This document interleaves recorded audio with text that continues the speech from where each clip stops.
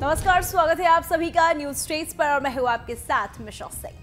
Middle east में tension all time high है। Israel ने हिजबुल्लाह चीफ हसन नसरल्लाह को मौत के घाट उतारा है। शुक्रवार देर शाम लेबनान की राजधानी बेरूत में स्थित हिजबुल्लाह के मुख्यालय पर हवाई हमला किया था। इस एयर स्ट्राइक में 6 लोगों की मौत हो गई। हसन नसरल्लाह की बेटी जैनब नसरल्लाह भी अपनी जान गंवा बैठी है। हिजबुल्लाह चीफ का मारे जाने के बाद ईरान के सुप्रीम लीडर अली खामनेई को सुरक्षित स्थान पर रखा गया। वहीं इजराइल भी अलर्ट मोड पर है। आतंकी संगठन हिजबुल्लाह ने अपने प्रमुख हसन नसरल्लाह के मौत की पुष्टि की है। इससे पहले इजरायली सेना ने दावा किया था कि शुक्रवार को एक हवाई हमले में नसरल्लाह मारा गया। आईडीएफ ने अपनी आधिकारिक सोशल मीडिया साइट एक्स पर इस संबंध में एक पोस्ट साझा करते हुए लिखा, हसन नसरल्लाह अब दुनिया को आतंकित नहीं कर पाएगा। हसन नसरल्लाह के नेतृत्व में हिजबुल्लाह ने अपनी सैन्य और राजनीतिक स्थिति को मजबूत किया है। नसरल्लाह की मौत की स्थिति में संगठन की रणनीति और गतिविधियों पर बड़ा असर पड़ सकता है। अब जानते हैं कौन था हसन नसरल्लाह। 31 अगस्त 1960 को बेरूत के उत्तरी बुर्ज हमूद उपनगर में जन्मे नसरल्लाह का जन्म एक गरीब किसान परिवार में हुआ था। उसके 8 भाई बहन थे।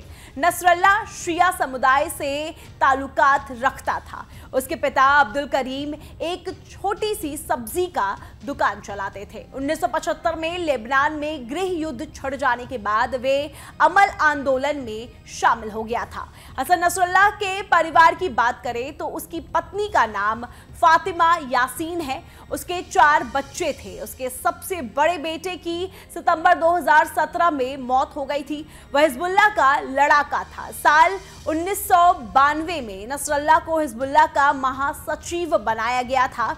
उसने अब्बास अल मुसावी की जगह ली थी। मुसावी को भी इजराइल ने ही मार गिराया था। उसे जबरदस्त वक्ता माना जाता था।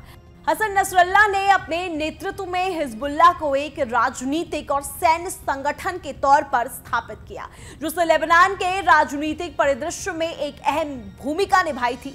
15 साल की उम्र में नसरल्लाह ने लेबनान में अमाल आंदोलन का सदस्य बनने का फैसला लिया था। 16 साल की उम्र में वे इराक पहुंचे और वहां 2 साल तक रहे।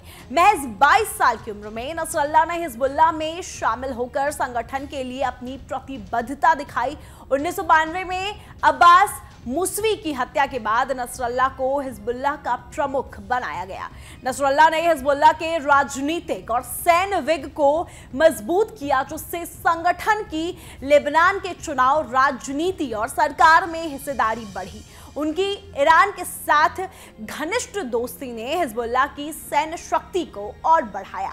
2000 के बाद उन्होंने इजराइल के खिलाफ सैन्य कार्रवाइयों की योजना बनाई। आपको बता दें, हसन नसरल्लाह को कड़ी सुरक्षा में रखा जाता था।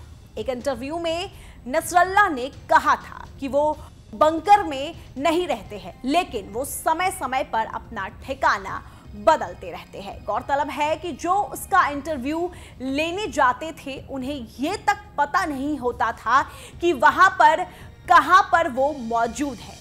दशकों से नसरल्लाह अपने भाषणों को खुफिया स्थान से जाकर प्रसारित करता था। वो न सिर्फ लेबनान में बल्कि पश्चिम एशिया के सबसे प्रभावशाली लोगों में से एक था। 2006 में नसरल्लाह के नेतृत्व में हिजबुल्लाह ने इजराइल पर एक बड़ा हमला किया, जिसमें 8 इजरायली सैनिकों को मार दिया गया। इस हमले के बाद इजराइल ने हिजबुल्लाह के खिलाफ युद्ध की शुरुआत की, जो 34 दिनों तक चला। हाल ही में नसरल्लाह के निर्देश पर हिजबुल्लाह ने इजराइल पर हमले किए। इजराइल हिजबुल्लाह को एक आतंकवादी संगठन मानता है, जबकि नसरल्लाह अपने संगठन का एक प्रतिरोध बल के रूप में पेश करता रहा था। आपको हमारा ये वीडियो कैसा लगा, हमें कमेंट बॉक्स में जरूर बताएं और देश विदेश की तमाम खबरें देखने के लिए बने रहिए न्यूज स्टेट्स के साथ। न्यूज नेशन अब व्हाट्सएप पर खबरों के ताजा अपडेट के लिए न्यूज नेशन के इस QR कोड को स्कैन करें।